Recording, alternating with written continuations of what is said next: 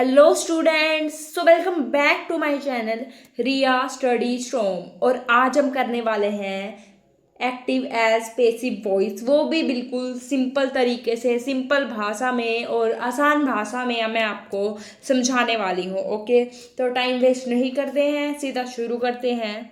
सबसे पहले जान लेते हैं कि एक्टिव वॉइस होता क्या है, यानी व्हाट इज एक्टिव वॉइस।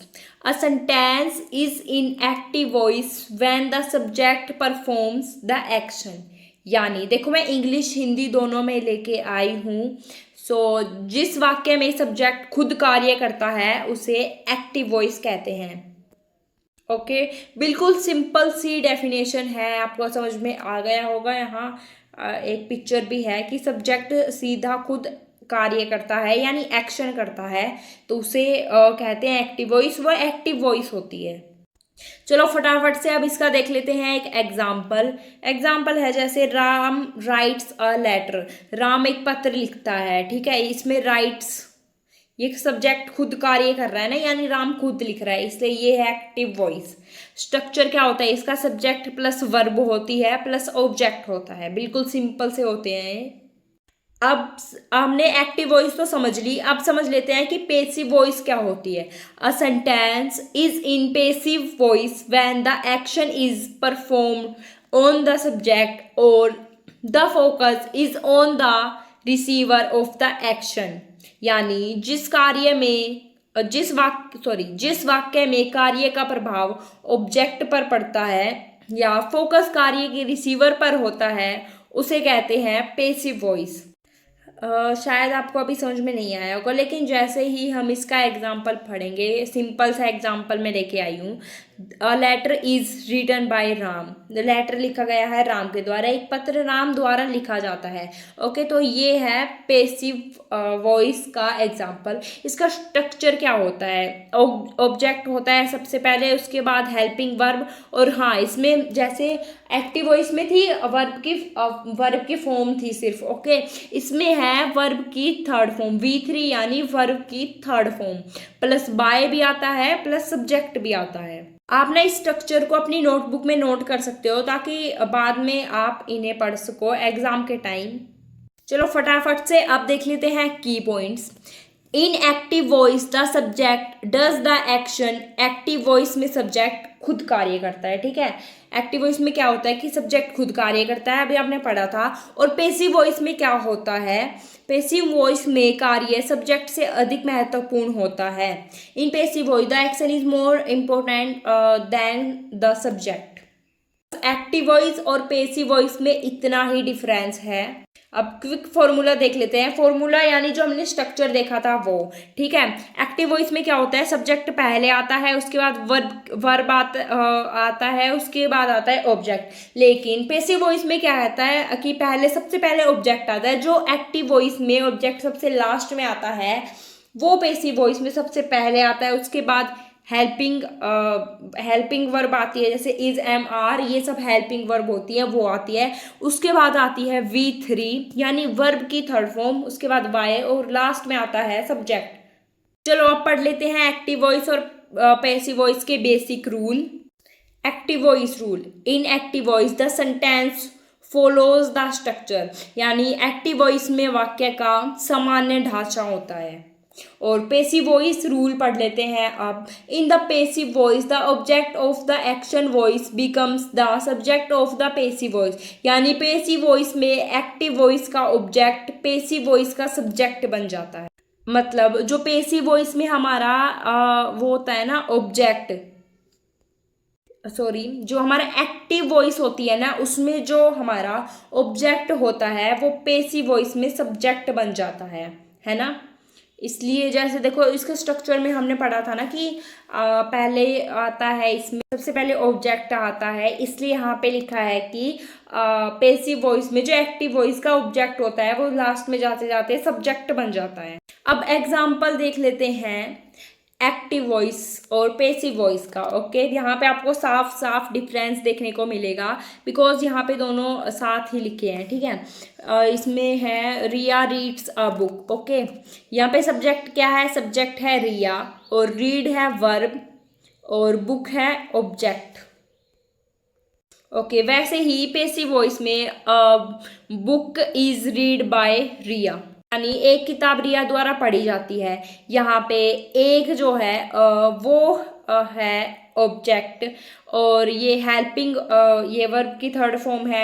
यहाँ पे रीड है ये वर्ब की थर्ड फॉर्म, और बाय तो सब्जेक्ट है। देखो पेसिव वॉइस में बाय का तो यूज होता ही है। हाँ, और रिया भी सब्जेक्ट है। ओके, आई होप आपको एक्टिव वॉइस और पेसिव वॉइस में साफ साफ डिफरेंस पता चल गया होगा। अब देख लेते हैं सिंपल प्रेजेंट टेंस, जो एक्टिव वॉइस और पेसिव वॉइस में होते हैं अलग अलग। सबसे पहले एक्टिव वॉइस में सब्जेक्ट प्लस वर्ब, यानी वर्ब की V1 यानी वर्ब की first form plus object. Simple present tense में ये आता है वर्ब की फर्स्ट फॉर्म सब्जेक्ट और प्लस ऑब्जेक्ट, ऐसे हो जाता है। ठीक है, जैसे एग्जांपल है शी राइट्स अ लेटर। यहाँ पे शी सब्जेक्ट, राइट्स है हमारा वर्ब और लेटर है ऑब्जेक्ट। वैसे ही पेसिव वॉइस में object plus is am are, verb की third form plus by plus subject. देखो पहले हमारे स्ट्रक्चर में पेसिव वॉइस के स्ट्रक्चर में लिखा था कि हेल्पिंग वर्ब, और यहाँ पे is am are, because helping verb is am are ही होते हैं। अब देख लेते हैं पेसिव वॉइस का example. Letter is written by her, एक पत्र उसके द्वारा लिखा जाता है। यहाँ पे ऑब्जेक्ट क्या है, जल्दी से बताओ। यहाँ पे बताओ ऑब्जेक्ट क्या है। यहाँ पे ऑब्जेक्ट है लेटर, और रिटन क्या है, रिटन है V3 यानी वर्ब की थर्ड फॉर्म।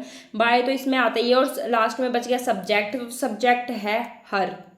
देखो यहाँ पे लास्ट में नोट भी लिखा है, ठीक है, छोटा सा ये पढ़ लेते हैं। In simple present tense passive voice helping verb is am are plus V3, और simple present tense passive voice में helping verb is am are plus V3 होती है, सेम ही है।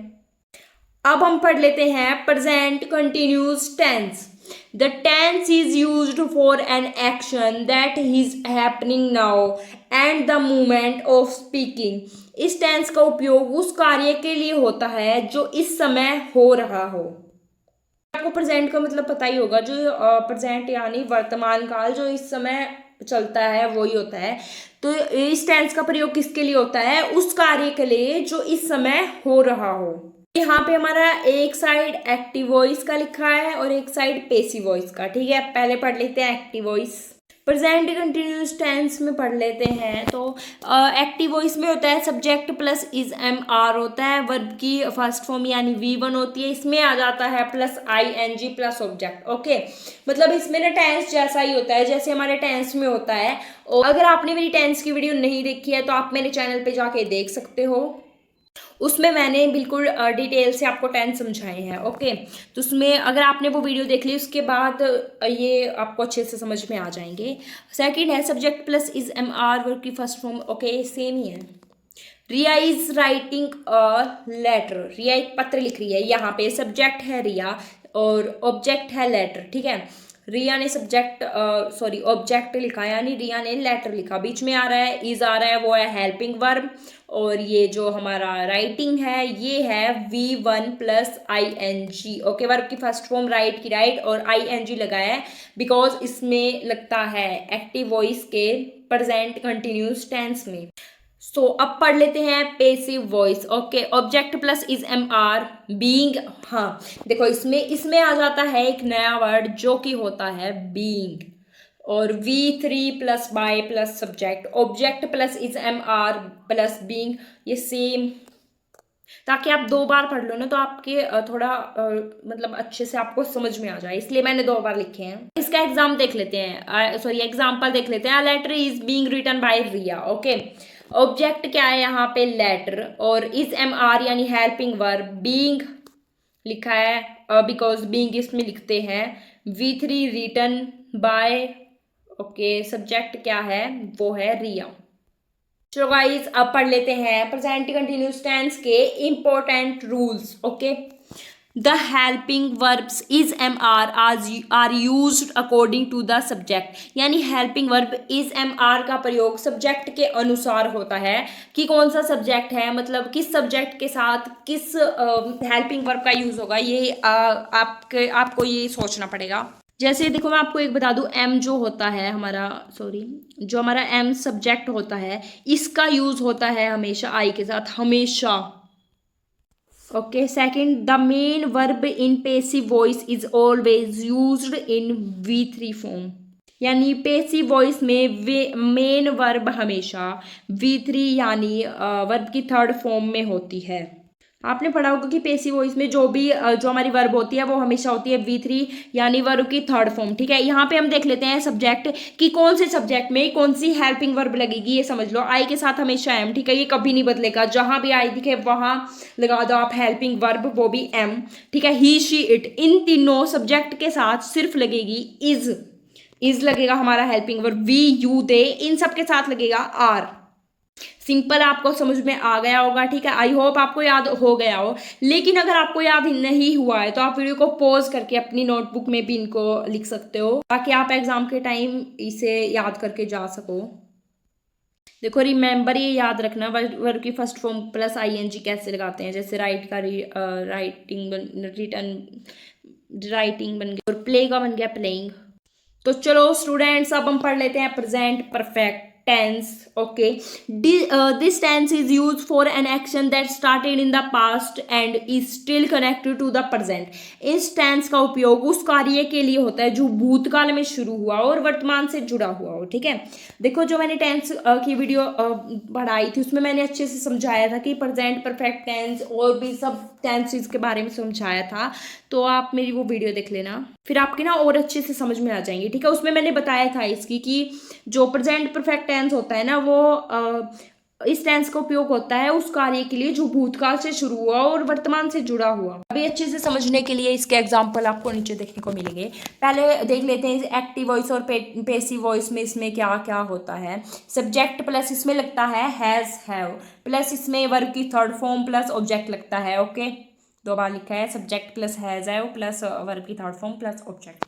पेसिव वॉइस में पहले ऑब्जेक्ट आता है, उसके बाद हैज हैव, और हाँ इसमें आ जाता है हमारा been. Okay, V3 by plus subject, object has have plus been, V3 plus by plus subject. अब एग्जाम्पल देख लेते हैं, अगर आपके समझ में नहीं भी आया होगा तो एग्जाम्पल में अच्छे से समझ में आ जाएगा। She has written a letter. Okay, she के साथ हैज़ का उपयोग करा है हमने। उसने एक पत्र लिखा, इसमें उसने सब्जेक्ट है हैज़ हैव, उसमें ओके लिखा है। V3 है रिटन और लेटर है हमारा ऑब्जेक्ट।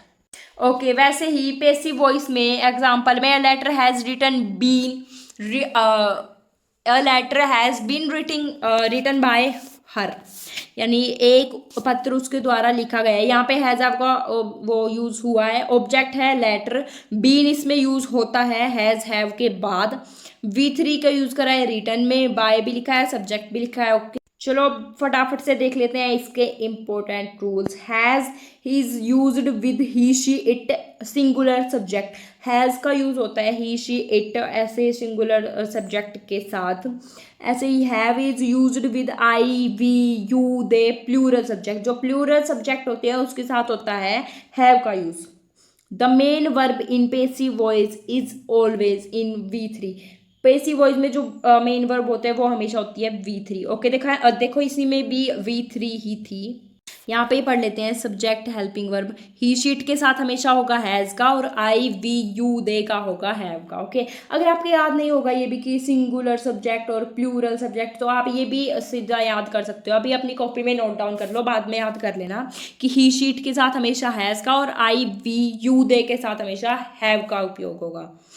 वैसे ही V3 ये एग्जांपल्स दिया है कि वर्ब की थर्ड फॉर्म करके लिखना है। ओके, आपको वर्ब की फॉर्म तो आती होंगी। अब हम पढ़ लेते हैं सिंपल पास्ट टेंस। पहले पेसिव वॉइस का पढ़ेंगे और पेसिव वॉइस स्ट्रक्चर देख लेते हैं गाइस। पहले इसमें पहले ऑब्जेक्ट प्लस वाज वर्ब, देखो उसमें हैज हैव था, इसमें आ गया वॉज वर्ब की थर्ड फॉर्म ओके, तो कंपलसरी है, बाय भी है और लास्ट में सब्जेक्ट भी ओके। अब इसका देख लेते हैं एग्जाम्पल।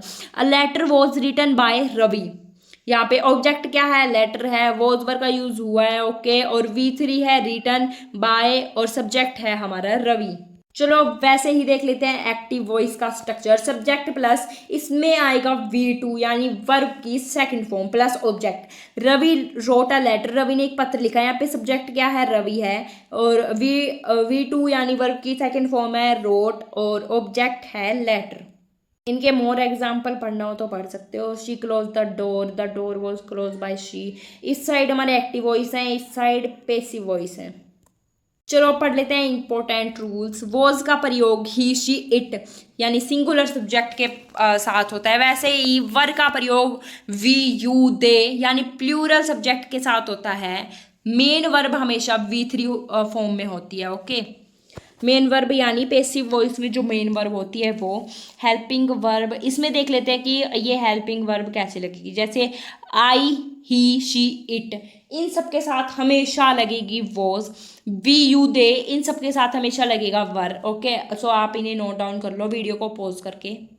चलो स्टूडेंट्स, अब हम पढ़ लेते हैं past continuous tense. The tense is used for an action that was going on in the past. इस टेंस का उपयोग उस कार्य के लिए होता है जो भूतकाल में चल रहा था, यानी ऐसा कार्य जो पास्ट में चल रहा था ओके।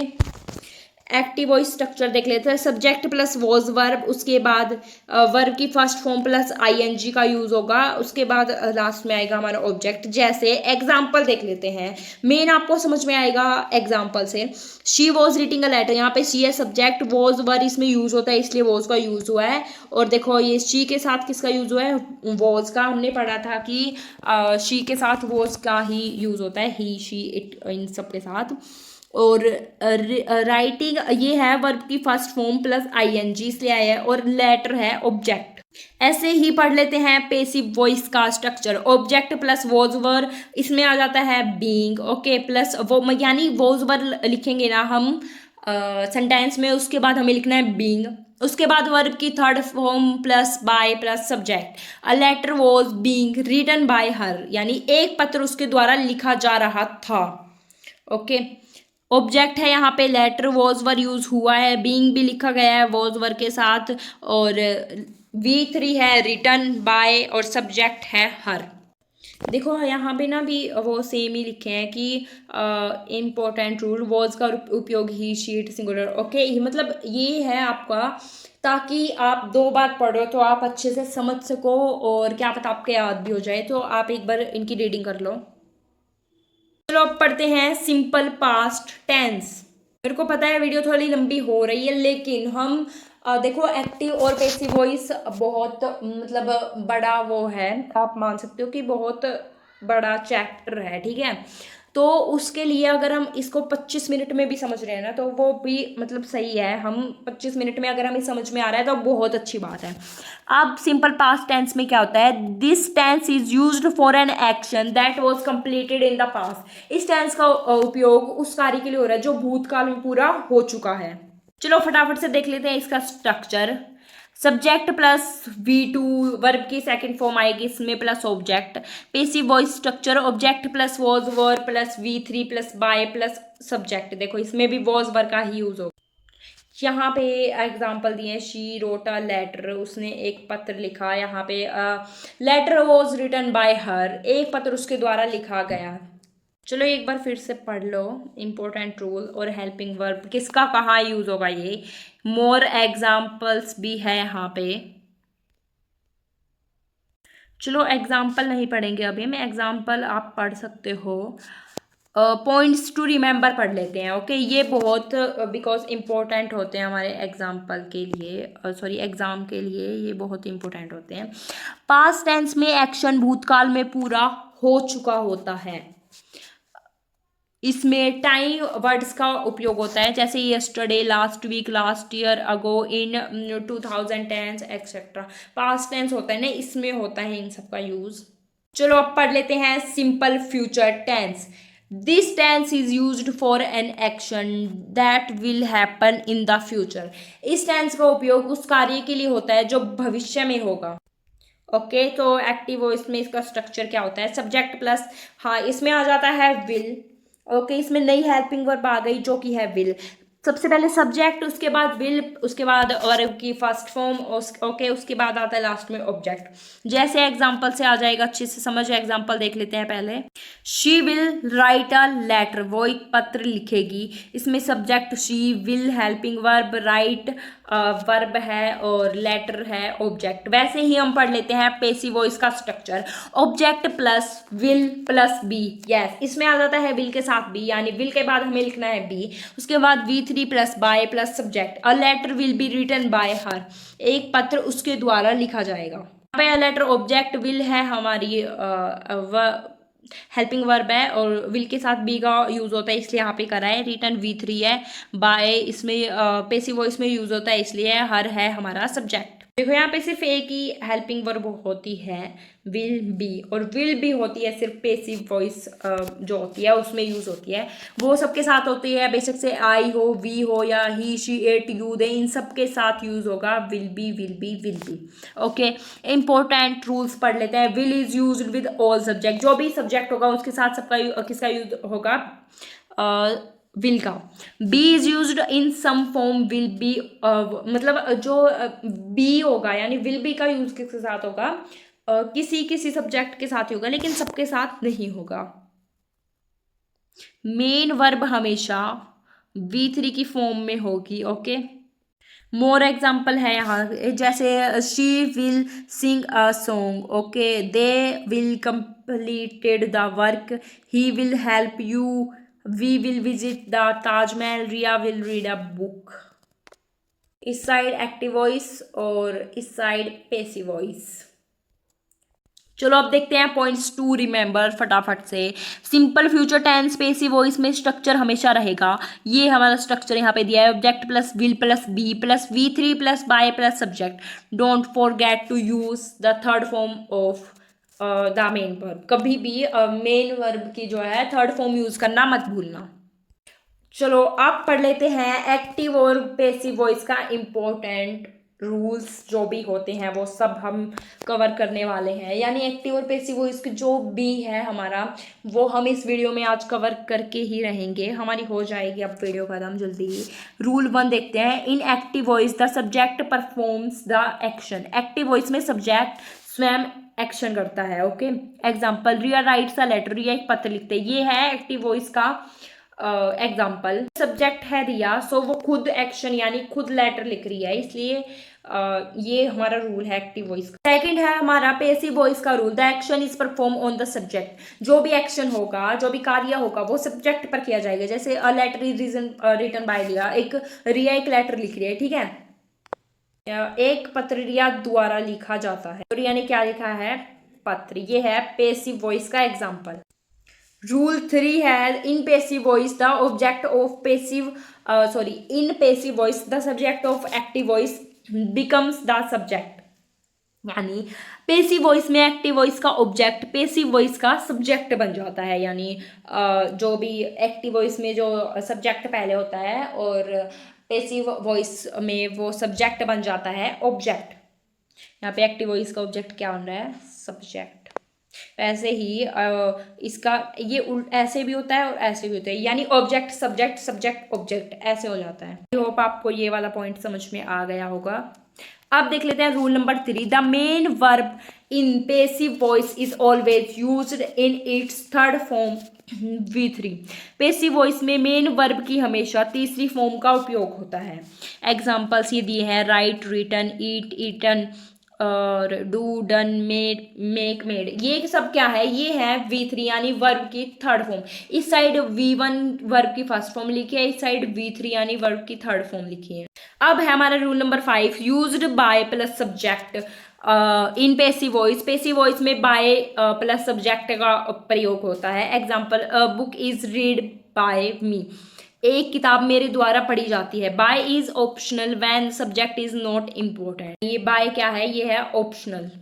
चलो ये बहुत इंपॉर्टेंट थिंग है, easy formula to remember. Okay, अब मैं आपको इनके फॉर्मूला बताऊंगी, ये आपको याद रखने हैं। ओके, फर्स्ट है active voice formula, subject plus verb की verb plus object. Passive voice का फॉर्मूला है ऑब्जेक्ट, एक्टिव वॉइस का object, helping verb is am are, was verb, will be, etcetera, ऐसी ऐसी हेल्पिंग वर्ब है।